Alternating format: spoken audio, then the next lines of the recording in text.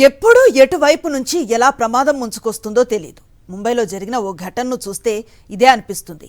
ముంబైలో ఓ అపార్ట్మెంట్ లిఫ్ట్లో జరిగిన ప్రమాదం అందరినీ షాక్కు గురి చేస్తోంది. లిఫ్ట్లో ఒక్కసారిగా గ్యాస్ బెలూన్లు పేలటంతో అంతా భయంతో పరుగులు తీశారు. అదృష్టం కొద్దీ అందులో ఉన్నవారికి ప్రాణాపాయం తప్పింది. మొదట లిఫ్ట్లోకి ఓ యువతి ప్రవేశించింది. ఆ తర్వాత బెలూన్లు పట్టుకొని ఒక వ్యక్తి, అతనితో పాటు మరో వ్యక్తి లిఫ్ట్లోకి వెళ్లారు. లిఫ్ట్ క్లోజ్ అవుతూ ఉండగా ఒక్కసారిగా బెలూన్లు పేలిపోయి మంటలు వ్యాపించాయి.